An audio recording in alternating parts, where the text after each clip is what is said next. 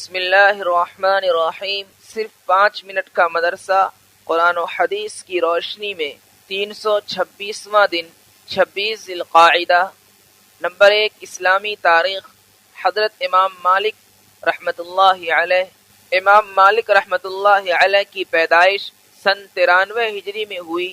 وہ مدینہ منورہ کے سب سے بڑے محدث، عالم اور فقیہ تھے۔ آپ رحمۃ اللہ علیہ کا اور امام ابو حنیفہ رحمۃ اللہ علیہ کا زمانہ تقریباً ایک ہی ہے۔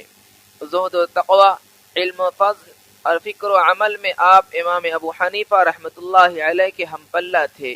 خلیفہ وقت بھی ان کے حلقہ درس میں ایک معمولی شخص کی طرح شریک ہوتا تھا۔ امام ابو حنیفہ رحمۃ اللہ علیہ عمر میں ان سے بڑے ہونے کے باوجود ان کے درس میں شریک ہوتے تھے۔ امام مالک رحمۃ اللہ علیہ کی تصانیف میں موطا امام مالک سب سے اہم تصنیف ہے، جو احادیث نبوی کا بہترین خزانہ ہے۔ صحیح بخاری سے پہلے موطا امام مالک ہی کو قرآن کے بعد سب سے زیادہ صحیح کتاب مانی جاتی تھی۔ ان کے علم، زہد و تقوی سے ایک بڑے علاقے یعنی طرابلس، تیونس، الجزائر، مراکش اور اسپین میں بڑا اثر پڑا۔ امام مالک رحمۃ اللہ علیہ بڑے بے باک اور جری انسان تھے۔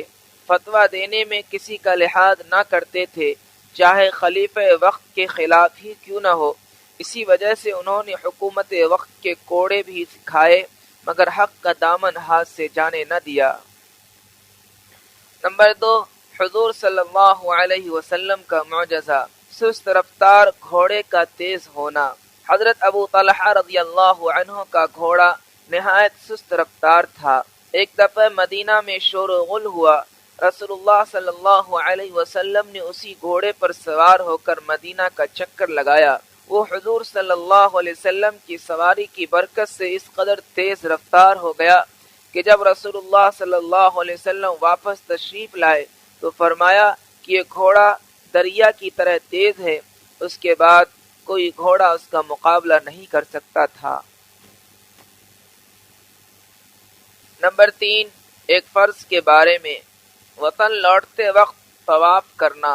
رسول اللہ صلی اللہ علیہ وسلم نے فرمایا، کوئی شخص اس وقت تک وطن واپس نہ ہو جب تک کہ اس کی آخری حاضری خانہ کعبہ پر نہ ہو جائے، یعنی جب تک طواف وداع نہ کر لے۔ البتہ جس عورت کو ماہواری آ رہی ہو تو وہ اس حکم میں داخل نہیں ہے۔ فائدہ، حدود حرم سے باہر رہنے والوں پر وطن لوٹتے وقت طواف وداع کرنا واجب ہے۔ نمبر 4، ایک سنت کے بارے میں، جب کوئی چیز اچھی لگے۔ رسول اللہ صلی اللہ علیہ وسلم نے فرمایا، جو شخص کسی چیز کو دیکھے اور اچھی لگے تو یہ دعا پڑھے، ما شاء اللہ لا حول ولا قوت الا باللہ۔ ترجمہ، جو اللہ چاہتا ہے وہ ہوتا ہے، طاقت و قوت کا مالک صرف اللہ ہے۔ نمبر 5، ایک اہم عمل کی فضیلت، حج و عمرہ کرنا۔ رسول اللہ صلی اللہ علیہ وسلم نے فرمایا، ایک عمرہ دوسرے عمرہ تک کے سارے گناہوں کا کفارہ بن جاتا ہے، اور حج مقبول کا بدلہ صرف اور صرف جنت ہے۔ نمبر 6، ایک گناہ کے بارے میں، جھٹلانے کی سزا۔ قرآن میں اللہ تعالیٰ فرماتا ہے، ہم نے ان قوم عاد کے لوگوں کو ان چیزوں کی قدرت دی تھی جن کی قدرت تم کو نہیں دی، اور ہم نے ان کو کان، آنکھیں اور دل عطا کیے تھے، چونکہ وہ اللہ کی آیتوں کا انکار کرتے تھے، اس لیے نہ ان کے کان ان کے کچھ کام آئے، نہ ان کی آنکھیں اور نہ ان کے دل، اور جس عذاب کو وہ مذاق اڑایا کرتے تھے اسی نے ان کو آ گھیرا۔ نمبر 7، دنیا کے بارے میں، آخرت کے مقابلے میں دنیا سے راضی ہونا۔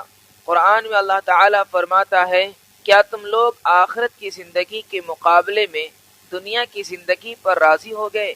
دنیا کا مال و متاع تو آخرت کے مقابلے میں کچھ بھی نہیں، یعنی مسلمان کے لیے مناسب نہیں ہے کہ وہ دنیا ہی کی زندگی پر راضی ہو جائے یا دنیا کے تھوڑے سے ساز و سامان کی خاطر اپنی آخرت کو برباد کر دے۔ نمبر 8، آخرت کے بارے میں، ایک ساتھ جنت میں جانے والے۔ رسول اللہ صلی اللہ علیہ وسلم نے فرمایا، میری امت کے 70,000 یا 7 لاکھ افراد ایک ساتھ جنت میں داخل ہوں گے، ان کے چہرے 14ویں رات کے چاند کی طرح چمک رہے ہوں گے۔